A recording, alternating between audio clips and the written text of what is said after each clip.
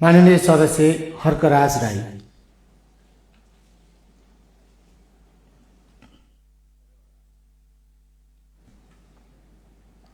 माननीय सदस्य यथास्थानबाट आफ्नो कुरा राख्नुहोला।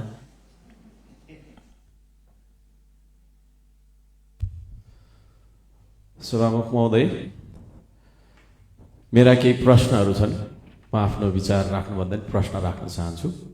लिपुलेखमा भारतले नाका खोलेर चलाइरहँदा किन मौन छ यो सरकार? किन कूटनैतिक वार्ता गर्न सकेन?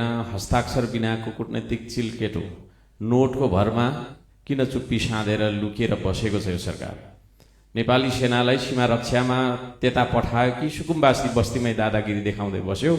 सीमा बनाउन नसक्नु, सीमा बचाउन नसक्नु, तर सेनाको दुरुपयोग गरेर आफ्नै गरिब जनताको बस्तीमा आतंक फैलाउनुको कारण के हो? त्यसको उत्तर चाहिन्छ हामीलाई। आज देश अभिभावकविहीन बन्न पुगेको छ। हजारौं लाखौं गरिब सुकुम्बासीहरूलाई बेघर बनाएर रुवाउने, आत्महत्या गर्न बाध्य बनाउने सरकार असफल भइसकेको हामीलाई महसुस भएको छ। संविधानको धारा 16 को 1 सम्मानजनक बाँच्ने अधिकार, संविधानको धारा 37 को 1 आवासको अधिकार मौलिक हक उल्लङ्घन गरेको छ यो सरकारले। संविधान मिच्ने सरकारको कुनै औचित्य हुन्छ र? गरिबका भत्किएका बस्ती अनि बिजोग गरी राखिएका होल्डिङ सेन्टर्समा प्रधानमन्त्री जानुभयो कि जानुभएको छैन? कि आफ्नै कार्यालयमा लुकी बस्नु भएको छ? हामी उत्तर चाहन्छौँ। सरकारले आफै विधि थिति मिचेर अध्यादेश ल्यायो। लोकतन्त्रको याद दिलाउनु पर्ने भयो। नागरिक सर्वोच्चतालाई संसदको सर्वोच्चताले स्थापित गर्दछ। संसद छल्नु भनेको जनमत नमान्नु हो, लोकतन्त्र नमान्नु हो। विधि र थिति बसाउन किन सकेन यो सरकारले? सरकार आफैले लोकतन्त्रलाई किन कमजोर बनाउने दिशामा गयो?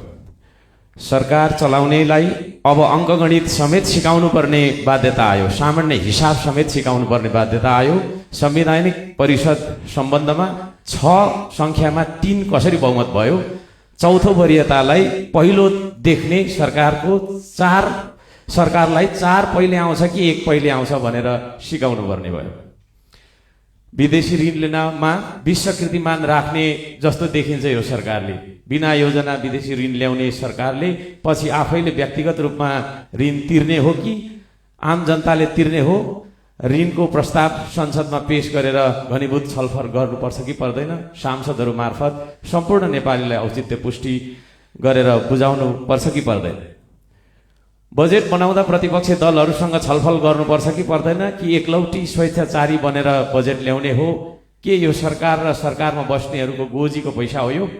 राज्यको ढुकुटी भए प्रतिपक्षसँग सल्लाह गरेर छलफल गरेर सबैतिरका जनताको सेवा सुविधा सम्बोधन गर्ने गरी बजेट बनाउनु पर्ने होइन र?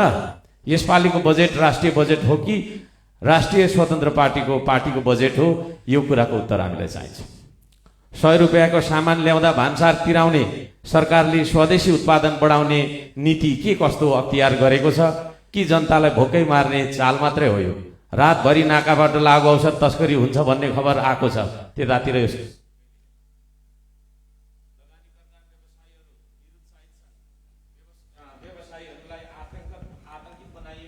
माननीय सदस्य, समय सकिएको छ।